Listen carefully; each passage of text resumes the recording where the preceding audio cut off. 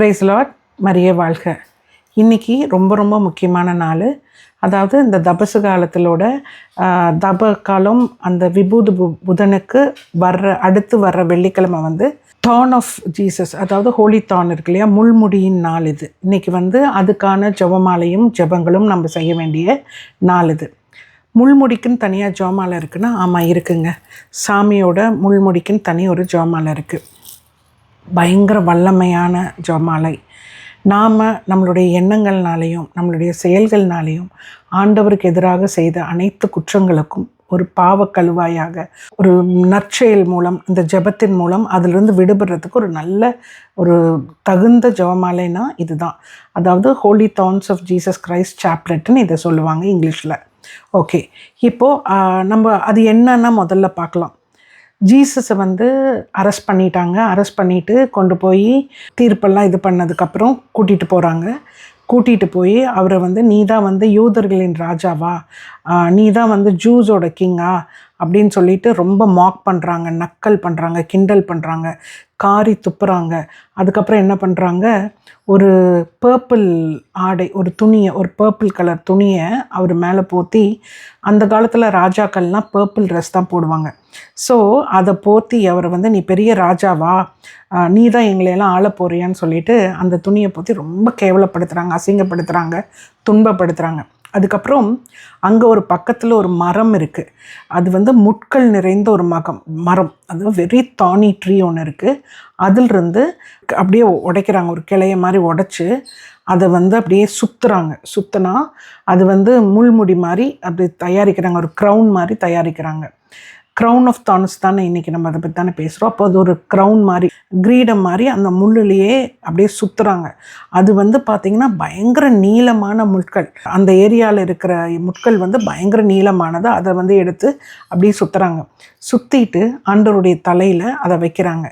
வச்சுட்டு அசிங்கமாக பேசுகிறாங்க, ரொம்ப கேவலமாக பேசுகிறாங்க, ரொம்ப நக்கலாக பேசுகிறாங்க, கிண்டல் படுத்துகிறாங்க.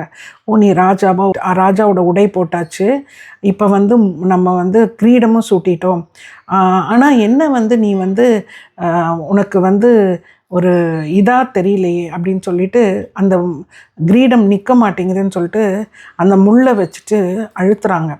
அப்போ பார்த்திங்கன்னா அந்த முட்கள் ரொம்ப கூரிய முட்கள் தலையில் வச்சு அழுத்தும்போது அவருடைய தலைக்குள்ளே அந்த கூரிய முட்கள் அப்படியே உள்ளே போயிட்டு அவருடைய இரத்த நாளங்கள் இருக்கு இல்லையா, அதில் எல்லாம் கிழிக்குது.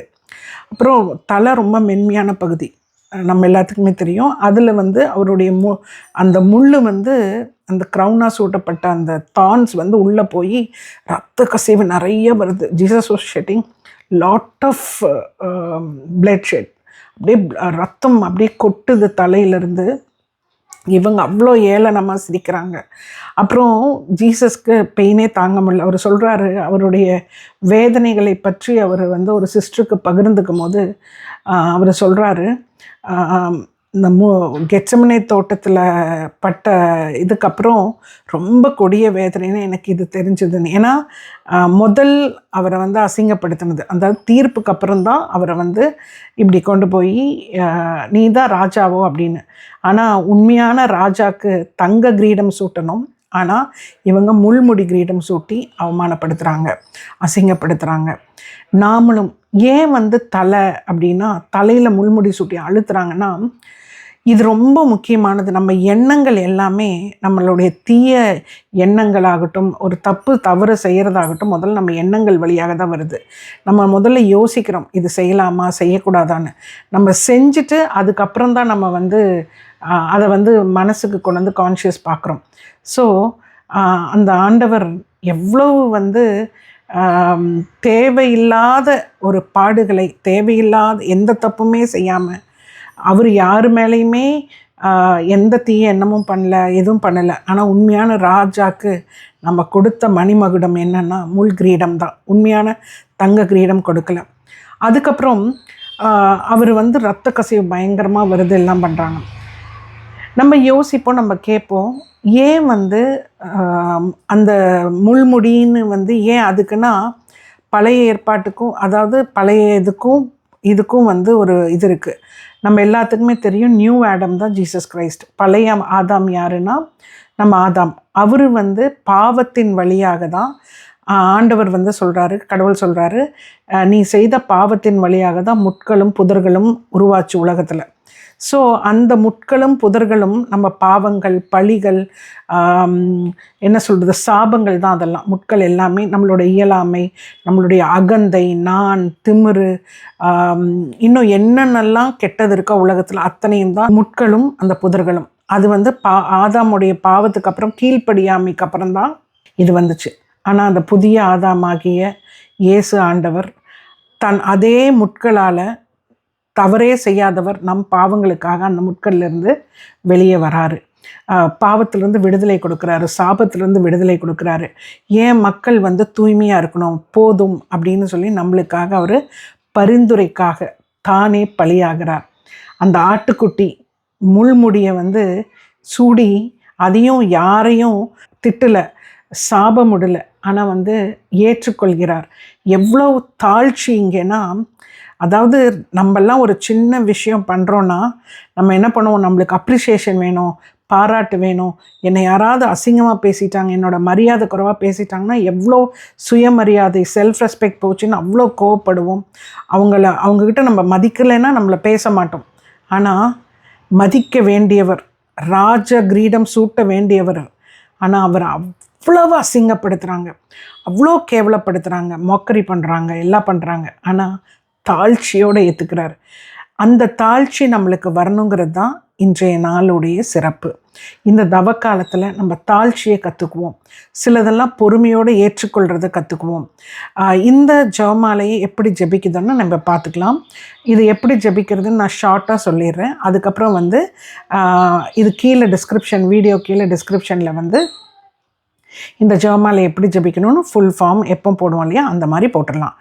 நாம் ஆண்டவருக்கு முள்முடி சூட்டப்பட்டதை பார்த்து நாம் இன்றைக்கி யோசிப்போம். இந்த ஜெபமாலை ஜெபிக்கிறதுக்கு முன்னாடி, தொடங்குறதுக்கு முன்னாடி, இல்லை ஜெபித்த பிறகு எத்தனை முள்முடிகள் நாம் சூட்டியிருக்கோம். நம்ம சொல்கிறோம் ரோமன் சோல்ஜர்ஸ் தான் சூட்டினாங்க, ஜூஸ் தான் பண்ணாங்கன்னு. ஆனால் நாம் அதில் இப்போ வரைக்கும் எத்தனை முட்கள் நம்ம குத்துறோம், நம்ம எத்தனை தடவை அவரை வந்து முட்களால் முடிசூட்டுறோம், அவரை உண்மையான மரியாதை செய்கிறோமா, அவருக்கு அந்த ராஜ அங்கீகாரத்தை கொடுக்குறோமான்னு நம்ம யோசிப்போம்.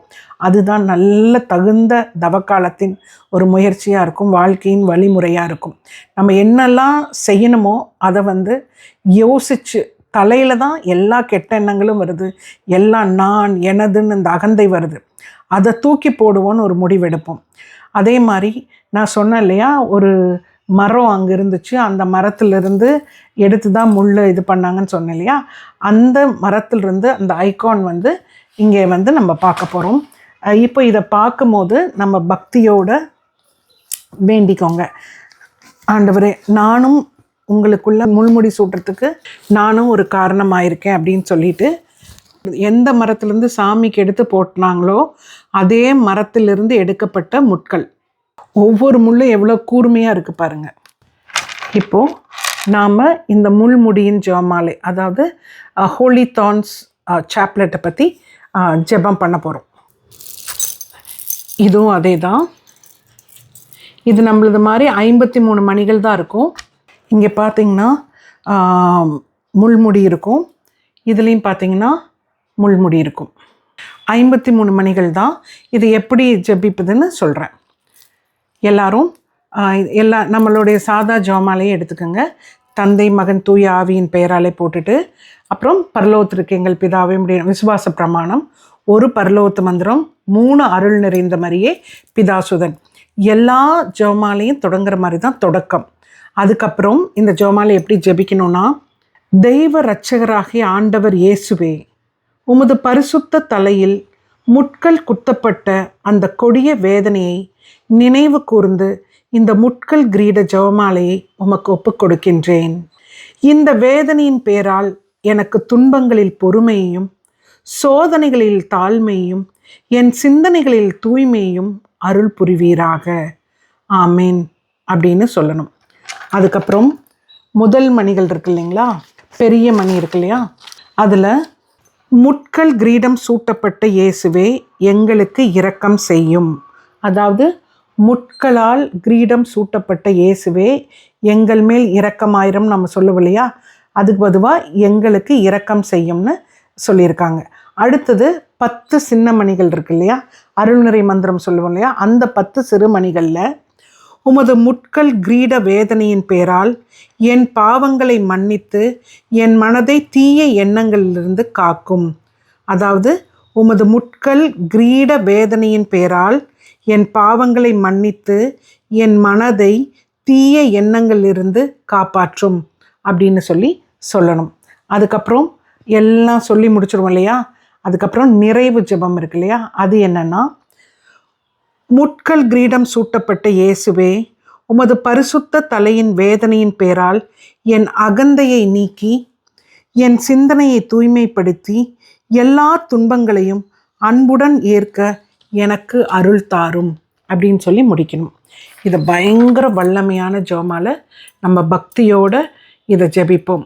1 நிமிடம் நம்ம எல்லாருமே கண்ணை மூடுவோம். இன்றைக்கி நம்ம எல்லாத்துக்குமே தெரியும், சிலுவைப்பாதை ஜெபமாலை நம்ம ஜெபிக்கணும். வெள்ளிக்கிழமை, அதாவது தவக்காலத்தில் விபூதி புதனுக்கு அப்புறம், ஆஸ் வெனஸ்டேக்கு அப்புறம் வர்ற first Friday is very very special. And this day is dedicated to holy thorns of Jesus. அதாவது இயேசுவின் முள்முடி நாளை இன்றைக்கு குறிக்கணும். நம்ம எல்லாத்தையும் ஒப்பு கொடுப்போம். 1 நிமிஷம் நம்ம எல்லாருமே கண்ணை மூடி, ஆண்டவரே உமக்கு எதிராக நிறைய பாவங்கள் செஞ்சுருக்கேன், எங்கேயுமே நான் என்னுடைய அகந்தையை விட்டு கொடுத்ததில்லை, நான் எனது அப்படின்னு சொல்லி நிறைய இடத்துல இருந்திருக்கேன். இந்த நிமிஷம் நான் அந்த ஒரு அகந்தையை விட்டு உமக்கேற்ற வழியில் வாழ என்னை வழி நடத்தும்னு சொல்லி ஒப்பு கொடுப்போம். ஏதாவது ஒரு தாழ்ச்சியான ஒரு விஷயத்தை இன்னைக்கு செய்வோம். மமா லவ்ஸ் யூ ஆல்.